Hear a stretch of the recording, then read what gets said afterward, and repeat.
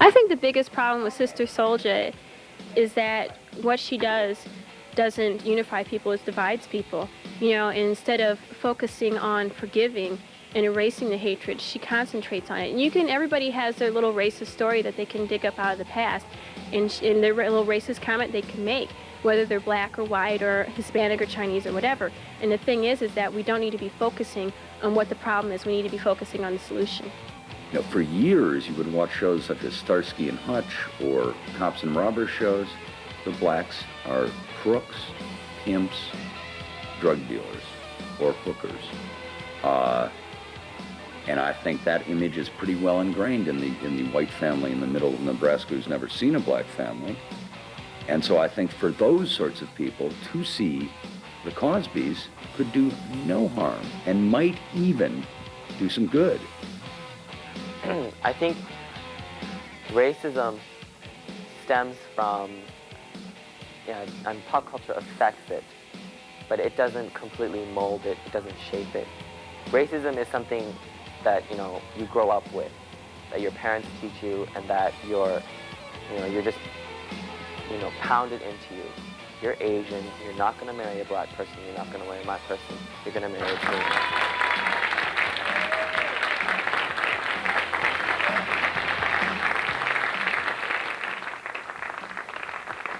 Welcome to Our Perspectives. I'm Sid Lieberman, host of a new talk show where teens are going to have an opportunity to express their views on subjects that are important to them. Today's show is about how popular culture affects racism.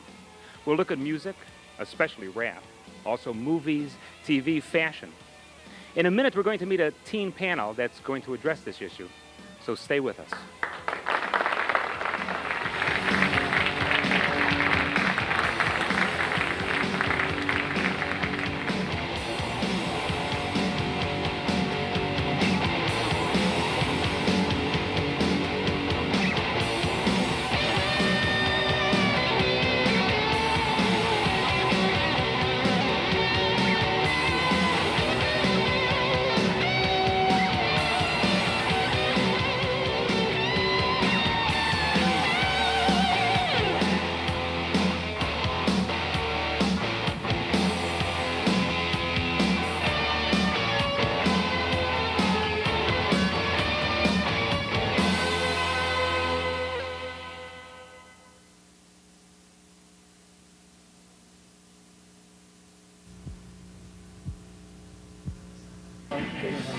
As far as rap music is concerned, I feel that if they talk about their racial problems and things like that, it's good that they bring the issues to a front, but the promotion of violence and other actions like that are just totally ridiculous.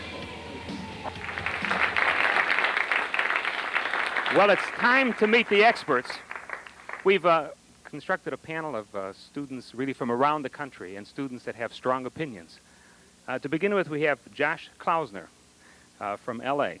I got a kick. I was talking to Josh before the show, and I said, well, what should I say about you? And he said, just tell him I'm an average guy. So that made me feel good because my son, he's 15. He's got one earring. Now, I don't know how many earrings you have, Josh? 6. So I'm doing well. It's not really a statement. It just shows that I have a lot of time on my hands and like to puncture my body. Next, Josh, we have Laren Taylor. He comes from Oak Park River Forest. Laren is interested in the arts, and as you can see, he's our only black up here, and certainly it's going to be important to get his opinion on this subject. Next to Laren, we have Bridget Barr coming from Evanston High School in Evanston, Illinois. Bridget is interested really in how women are portrayed in, by the media and music and in movies. Would you call yourself a feminist?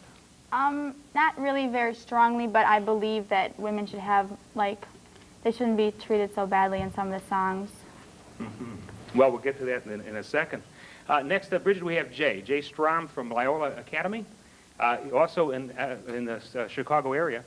And Jay, Loyola is a place where there's not many minorities. And so he said, when I talked to him before, that he thought it really affected how his friendships go outside of school.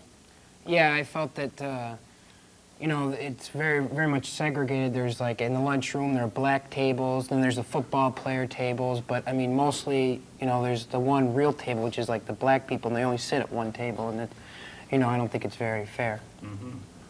And finally, we have Laura Sandage, and Laura is coming to us from Little Rock, Arkansas.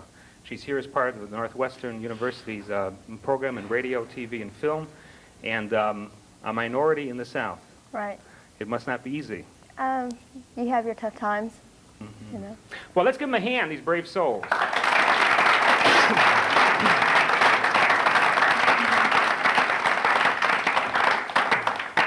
Well, you know, I said I have a son. I also have a daughter who's 17, and I know that, you know, if they're not plugged into Sony Walkman, they're watching TV, or the radio is on, or the record player's on, or they're at the movies, or they're watching the VCR, seeing the same movie for 8 times.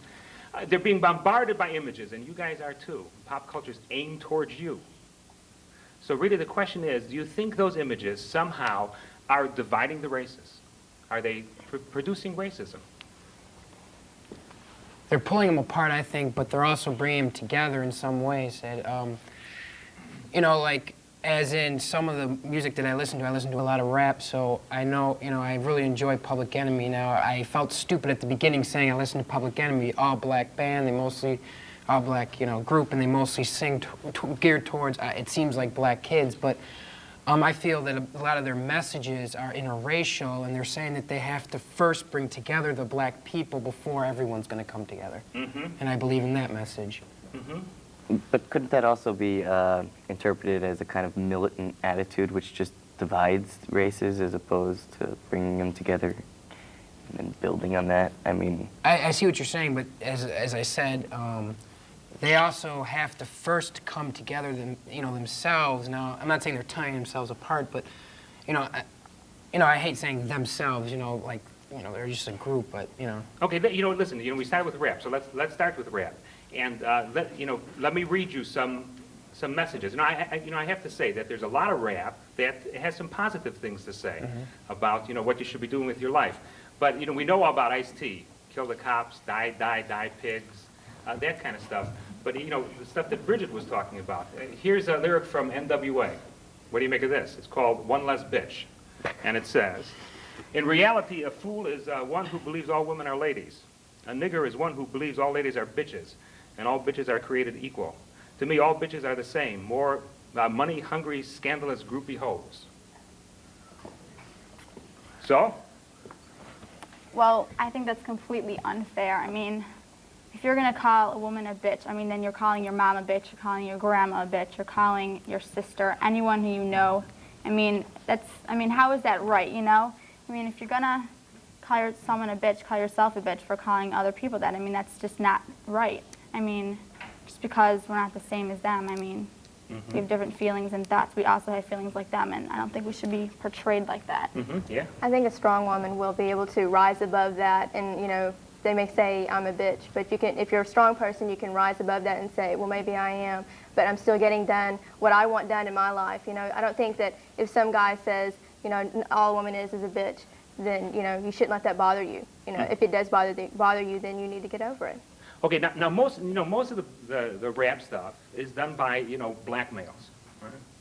So when you see these guys on TV, and that's the image of black male, and I'm going to start right here with you because it's mostly white guys you deal with. Do you think that having those black males singing those songs, you know, doing this whole number, is producing racism with the group that you hang out with? I don't really hang out with a group. In my school, I'm going to be starting, hopefully with a friend of mine, a black friend of mine from the South Side, I'm going to be starting an intercoalition, actually an interracial kind of club with all kinds of minorities and majorities and so on, you know, to bring them all together and see what kind of, like we'll be talking just like this. Okay, but do you think that guys react now to black males as like kind of violent and crazy because of what they're seeing and hearing and Oh yeah, I've been told that I should, when I was asked my friends if, you know, I wanted to come down and visit them. They live in the projects on the South Side, and they didn't think it was wise for me to come down. What did they say? They didn't say, I don't think it was wise. I don't think it's wise for you to go down there. What did they say? They said that I would get hurt. I probably might get hurt. That sounds pretty polite, too. Okay, well, Yeah. Laren, black male. Do you think that people, when they see you now as a black male, are reacting to you because of images that they've been seeing in movies, TV, or there are things that people are singing? Yeah, in some ways, but not. I don't know. It depends on the individual. I myself, I'm not exactly what you would call, I don't know, quote unquote, extremely black. I mean, I think, black to me is a race. It's a color, and when it comes to individual, I think there's a stereotype out there, and in some forms, the musicians are playing with that stereotype, I think. But in other ways, that is them, and so I think I get like a racism, like when I walk down the street, there'd be a lady, a white lady, who walk down the street, and she'll kind of be cautious, hold her purse to her side, whatever, and that happens to you. People freeze. Yeah, it happens.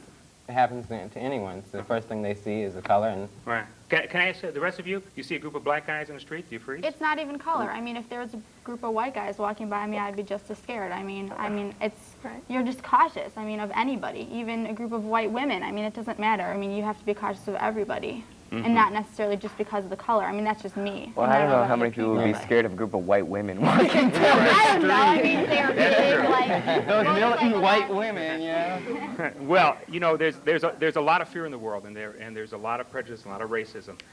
When we come back, we're going to be dealing with an adult panel talking about these same issues. We'll be right back.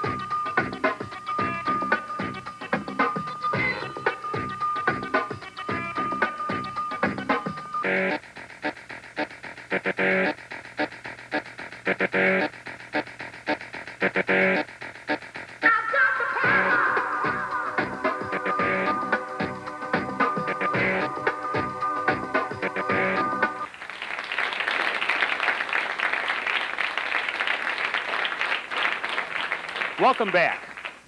We have a panel of 3 adults who are going to address the issue really from different perspectives. To begin with, we have Brian Anthony, who is the musical director at WGCI FM. It's the leading black station in Chicago. And next to Brian, we have Roz Newman, who is a social worker, really dealing with elementary students and adolescents, and also mother, yes? Grown children? Yes, grown children. 3 grown children. How old? 29, 27, 23. So you've lived through this? Yeah. How about you, Brian? You have Yeah, I have a son that's 8 years old. 8 years old? Right. Okay. And then finally, Ursel Feldman, who is a teacher, presently teaching junior high students in the suburbs, and also mother of 3 sons, and your 3 sons are? 15, 16, and 17. The war zone. Yes, absolutely.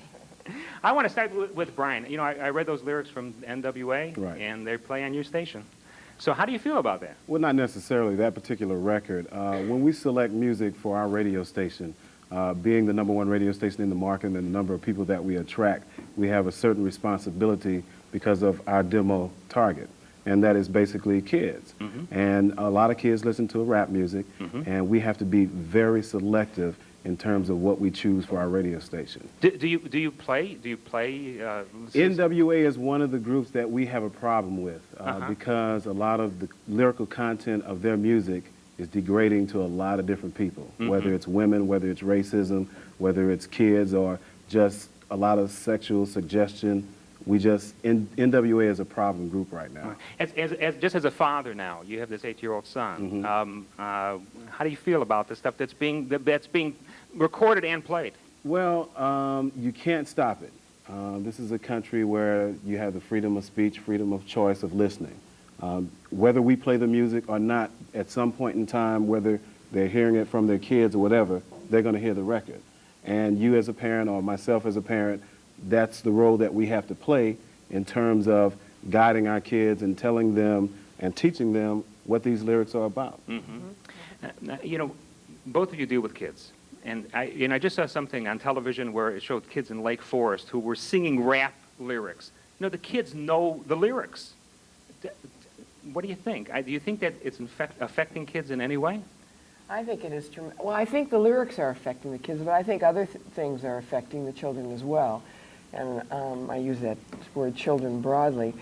I think the kids are much more interested in a lot of cultural aspects of where their friends are going to be. There's a lot of peer stuff. I've dealt with kids who don't speak the language very well, young kids who have problem processing language, but they know all the songs, they know all the lyrics to the music. And it's amazing to see them, for example, in a classroom, being unable to speak very clearly, and then hear them give the song back to you completely like it's automatic. Yeah. I think that music for all the kids is really sort of a universal language. And I think it does have a certain effect on the kids, the junior high, the teenagers, even the elementary school children. And I don't know, I suppose the best thing about it is that it brings issues to the front that perhaps need to be discussed. On the other hand, idealistically, it would be wonderful if the music were to give positive messages instead of, you know, the negative message. Yeah, right. And I think there are positive messages in movies. But you know, I'm wondering about these, you know, the guys who would say to somebody who's going down to the projects, you know, don't go down. You know, you're going to be killed, or who knows what's going to happen to you down there. Looking at kids nowadays, are things getting better or are they getting worse? Do you think that the races are heading in the wrong direction, or do you think they're coming together? Personally, I don't think it's always a racial issue. I think society, the way that it is today, race is not really a focus. It's just the way that people have to grow up these days, the atmosphere that they grow up in. Right. And I think that has a lot to do with not necessarily racism, but a lot of the problems that the kids are having and the peer pressure that they're having to deal with. For example, being in the educational system, as we both are, there's a lot of hassles that go through. It doesn't matter if the child is black, yellow, white, or red. There's so many hassles that go on, inabilities that they may have in certain areas. And that may cause the problems of the kids, you know, in an intercultural kind of thing. And so the music sometimes is a very soothing kind of thing. That's what they know sometimes. And that is very soothing for them. But they don't know how to do geometry. So I think that's a problem. Right, I agree with both of you. And I think that the racism isn't really the main issue that we're dealing with in the schools. I think it's the kids come into the classrooms, and some of the kids are so, if you will, emotionally disordered that it makes it very difficult for them to sit down and start to learn. Okay, so but over this, you know, whatever those problems are, there's a layer of racism, and it's something that kids have to deal with. You know, the LA riots just finished. What did you see? The people you dealt with. Did it have an effect on them? Did it just wash over them, or were people really riled up and upset? Oh, I think people were very riled up and upset. Where I work in the northwest suburbs, I think it was amazing to them, and I did talk to a lot of the it was very scary that people could get out of control. White people could get out of control against a black person. It was very scary. I think it's an issue basically of people that generally don't get a chance, just like you mentioned earlier, somebody in Nebraska may not get a chance to be around a black family or anything like that. I think just the verdict in that particular trial that sparked that riot just threw a lot of people, white, black. You are seeing across the United States a guy being beaten by police. People cannot just believe that that guy was a serious problem for 6 or 7 police to deal with. That's an issue. You know, the images were horrifying. That's what Exactly, evoked horror exactly. a lot. Really scary that in the United States this kind of thing would happen. And do you think that, you know, we're talking about rap music, but really we're talking about all media. Do you think that the TV helped create what happened afterward? I think so. I think Yeah. so I too. think I so. think so too. I think a lot of times in the news media, what you see on TV is what they want you to see. They don't take the time to really give you this side of the story and this side of the story. It's always what they want you to see and what they want you to believe. Always the sensationalism Right. aspect. Whatever's going to sell TV, whatever's going to make ratings happen, that's what you're going to see on TV. And if you see one side of the story that, well, people will say, that probably is true. People may not be interested in that. But if they see somebody being beaten in the street, and then you come around and say, well, the 4 policemen got off. Right. You're seeing people throwing cans and burning stores. That sells, and you're going to sit there and watch that because you don't see that on everyday TV. I got to ask you, as a music director, again, like what sells, Ice Cube said, because he's been accused of anti-Semitism, he said if I made a Nazi record, if they thought it would sell, it would play. Exactly. It's about ratings, and we have to be very careful as the radio station in this market that a lot of kids listen to. That's why I say we have to be very responsible about what we put on the air. Would any of you? But if it sells, no matter what it is, would you still play it? If I called you and said, this is the most disgusting thing I've ever heard, don't play that again. Those lyrics are gross, my kids are freaking out, for example. Right. What would you do? I mean, those situations we are very aware of before we put those on the air, and we know what has a tendency to spark the kids to do whatever it is they're going to do. Would any of you censor? Would any of you censor songs? Would you say No. there has to be some censorship somewhere? No. I wouldn't censor because I think it's against the First Amendment, Fourth, one of those amendments. I think you kind of have to be responsible. Yes, you do, in some regard. But could you show the other side of it without censoring it? Right. You would And finally, As a parent, I would love to do that. My kids would kill me. But I mean, the kids don't want any Right. censorship. Right. That's for sure. well, we're going to come back in a second with this panel and our team panel, and the audience is going to get a chance to ask questions of everybody about censorship and the whole issue. We'll be right back.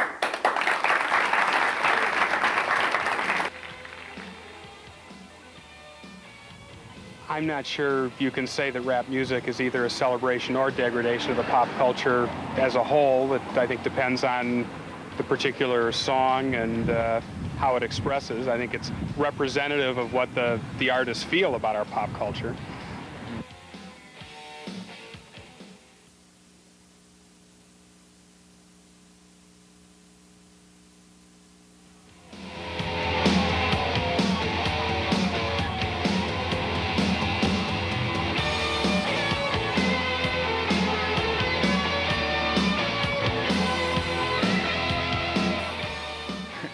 We promised that the audience was going to get a chance to ask questions of the panels and make some comments, but it turns out that we're going to start with one of the panelists, one of the teen panelists, who had a comment about something that the adults said, and so we're going to start with Jay.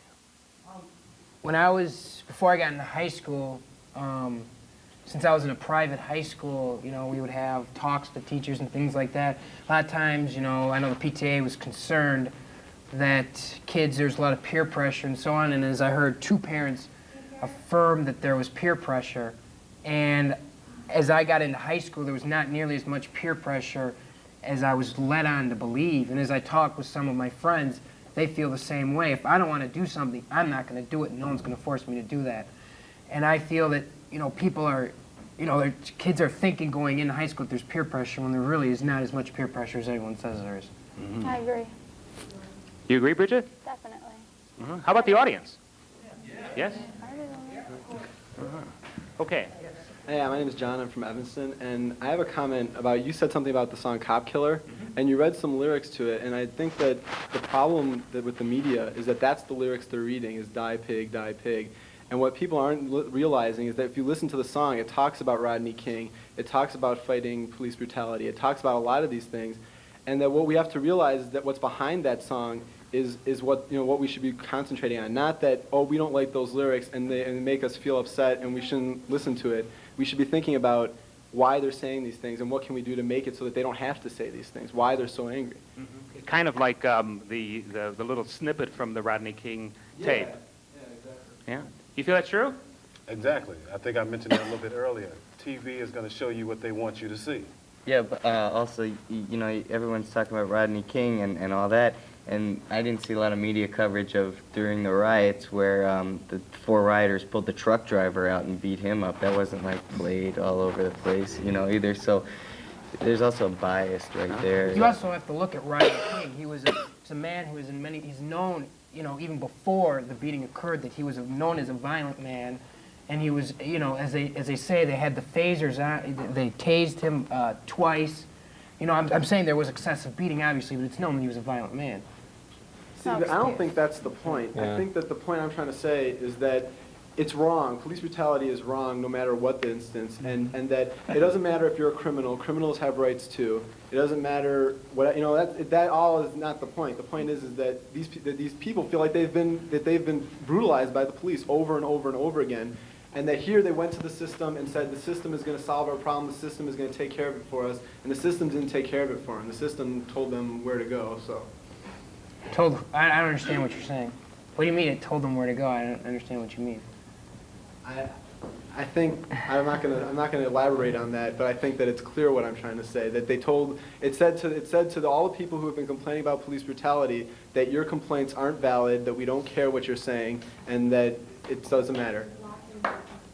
Well.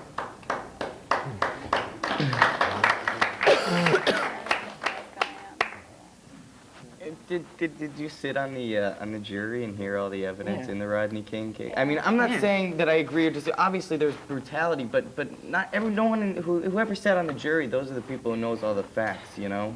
Okay. It's Yeah, true, I think you know, they were only shown a snippet of it. They weren't. the media only. The tape, I believe, was like not a half hour, but it was like there was stuff before and after just the beating. Okay, we have another question. What a jury. My name's Bull. I'm from Lake Forest. Nice jury. A lot of you guys have been talking about how the media has a lot of powerful negative influence on kids, and it seems to me that the media's got, shows an equal amount of positive imagery, and I'm just wondering why everyone doesn't think that that's got enough influence to, at least equal out the negative images. It's easier to believe the negative. It's easier to see it. It's easier to point out the wrongs. Negative's a lot more dominant than positive. That's what you remember is the negative. Yeah, I you mean, don't remember the positive stuff. It's positive, like sideburns popping up on everybody after Beverly. I mean, will you remember like the you know, that's positive. I mean, are you going to remember the Rodney King case on the news, or are you going to remember Ward and June Cleaver? I mean, yeah.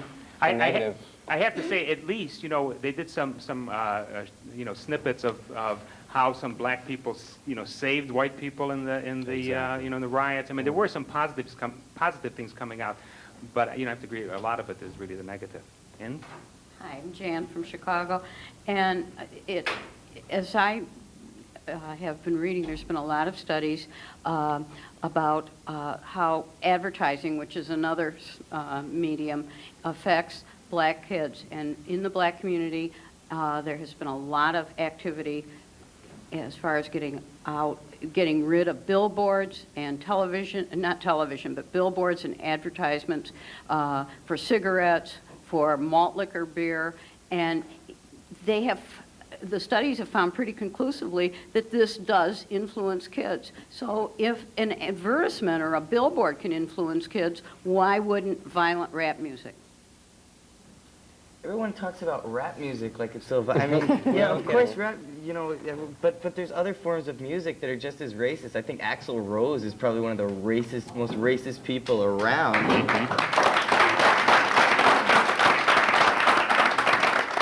okay, Ann, you are? My name is Xavier, and I'm from Evanston, and and a lot of people was talking about peer pressure, and it's not that bad because when I was in 8th grade, a lot of people were saying that your freshman year, if you go to summer school, that's gonna be real hard for you. But when I went there, it wasn't that hard. I mean, it was just like it was a little harder in 8th grade, but it was exaggerating too much, and it was kind of scared me. So. Mm-hmm. Right. Well, that goes back with what you were saying, James, about peer pressure. Exactly. Yes. You are? My name is Maurice Tyler from Evanston, and when people be saying that the raps might influence their kids or anything, has anybody ever called WGCI and complained?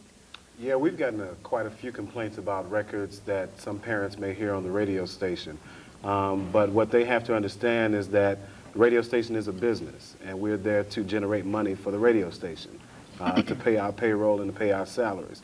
A lot of times we get calls on rap music, but what parents have to understand is this is a way that the inner city youths that do the raps get a chance to tell the rest of the world what is going on in their community. TV will not go in and show you what's going on in the community.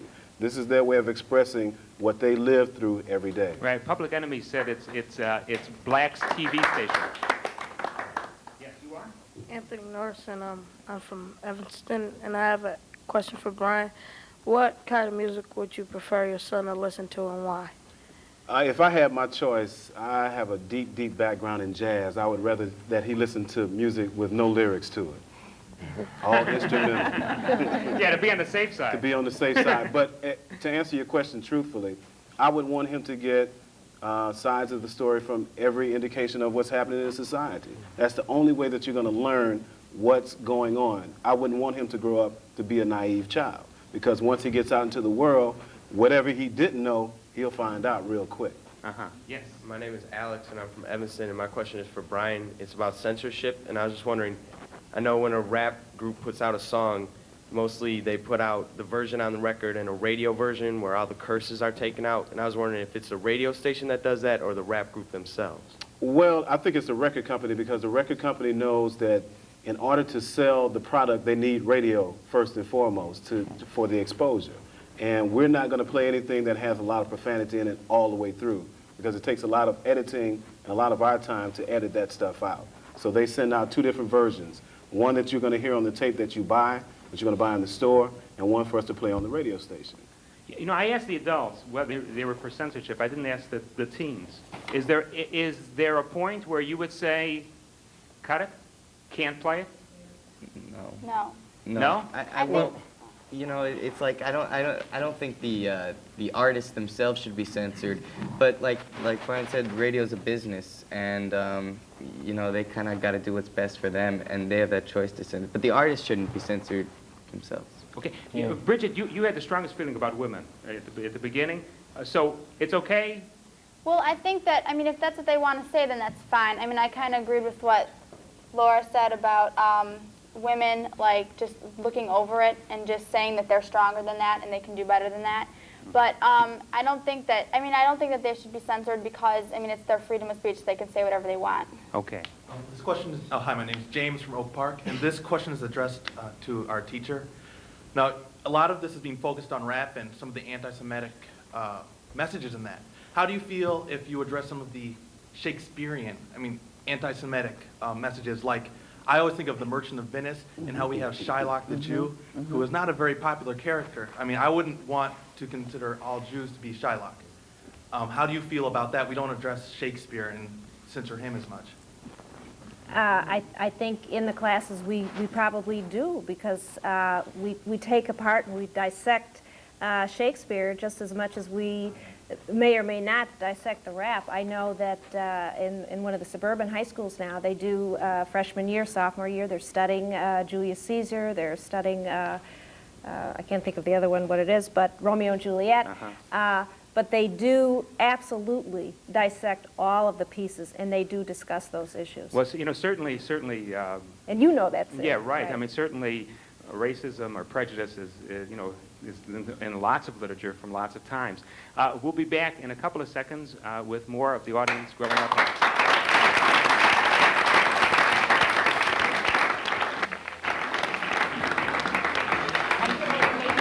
Some people are luckier than other people, and maybe there's just not as many black people that are as talented as there are white or Chinese or whatever. It just depends on who's talented and who's not. Maybe some people aren't talented enough. I don't think it has to do with your race.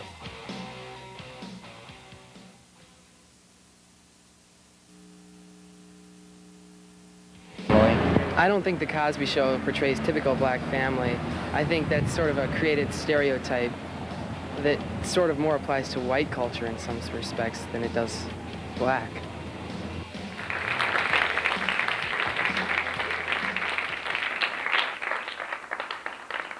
Welcome back. for more questions from our audience. We're going to begin right here.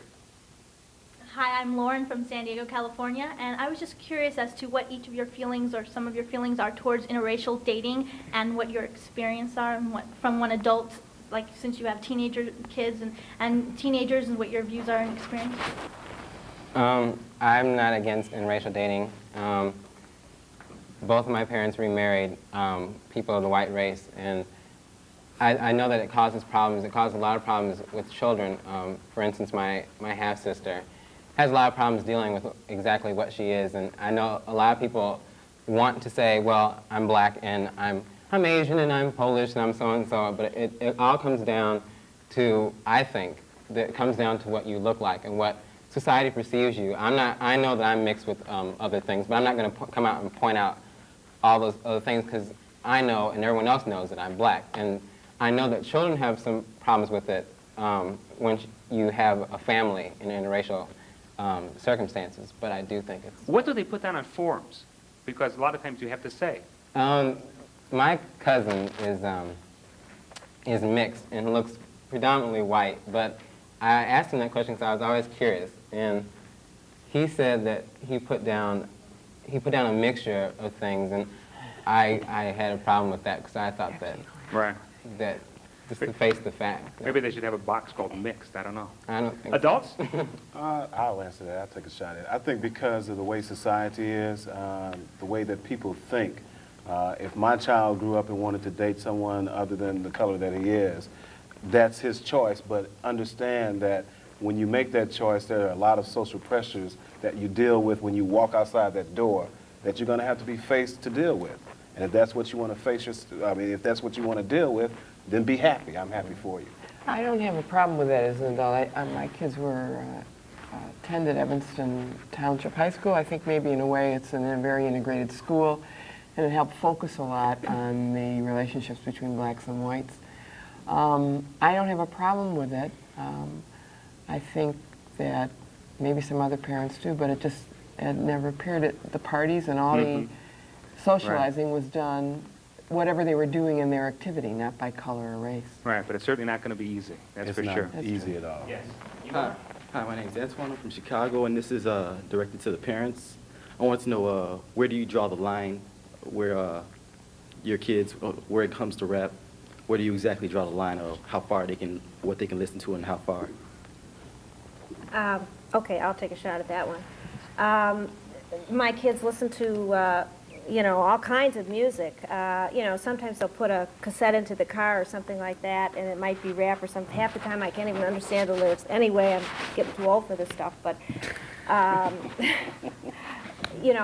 if it's, and we were talking about this earlier, if it's just, so inappropriate, I ask my children not to play it in the car with me, that I would prefer that they didn't have it. I know that they have it, they listen to it. If they want to hear it, that's fine. They can do it in the privacy of their own room. They can put their headsets on. I don't want them blasting it out in the house or in my car when I'm driving. Would that be with any music?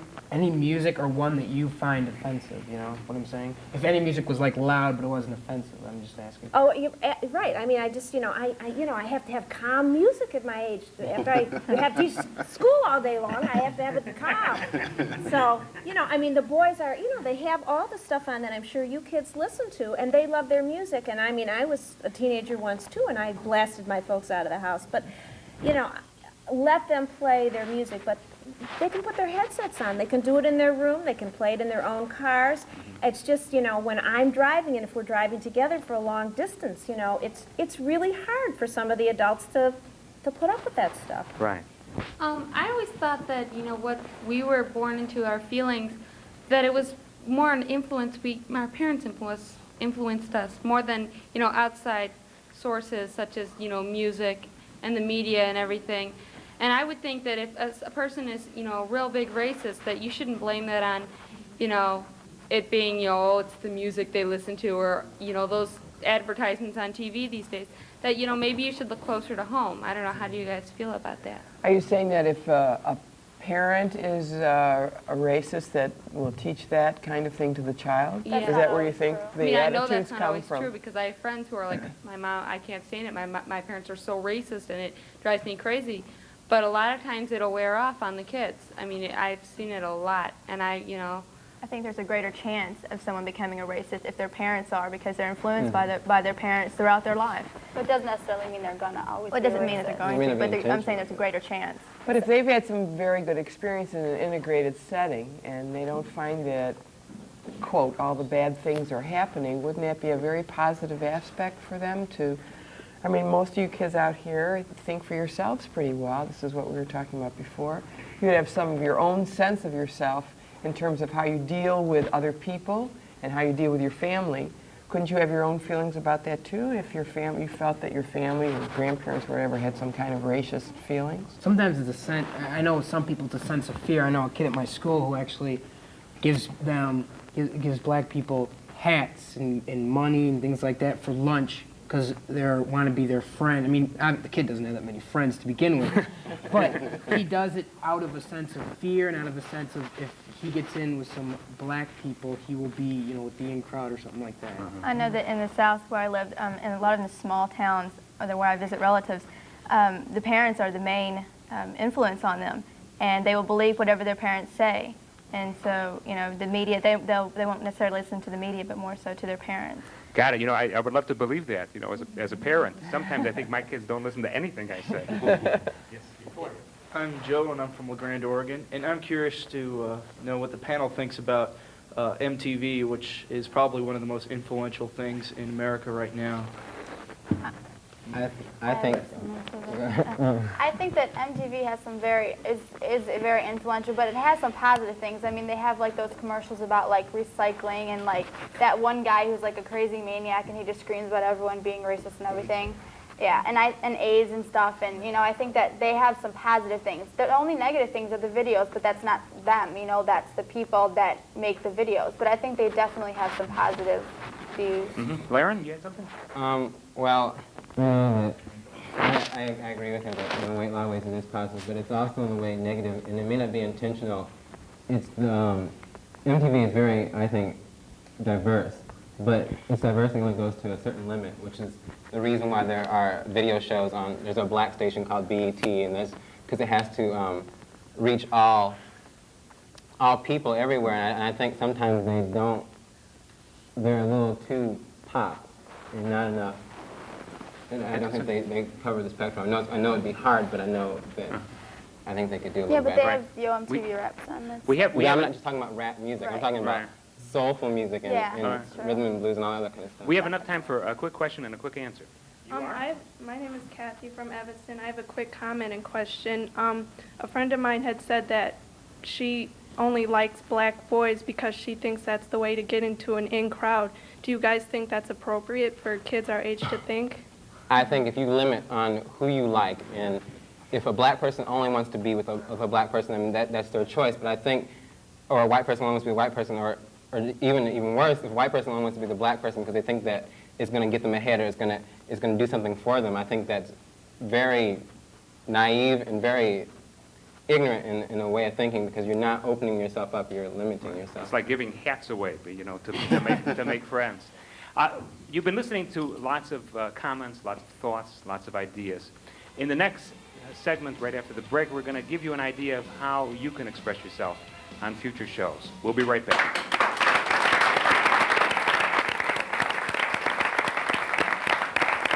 I think, you know, television is very bigoted and always has been, and I don't see it coming out of that. It's, you know, let Spike Lee have a series and see what he does.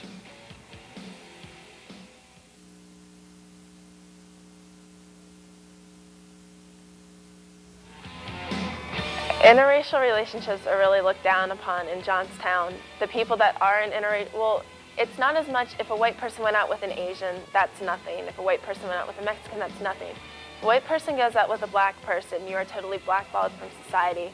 My parents, I don't know what my parents would think about it, but no one in my school goes out with black people.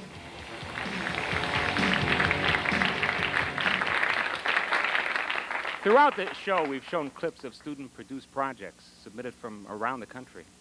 Now you at home are going to have a chance to express yourselves through music, video, skits, just about any way you can imagine. We encourage you to be part of the show by sending in some of your own material.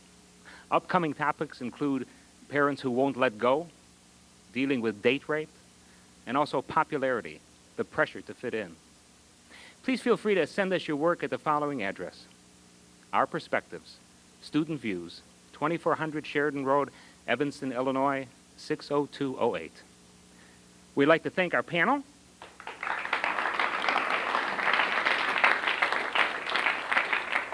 And our studio audience, you should give yourself a hand.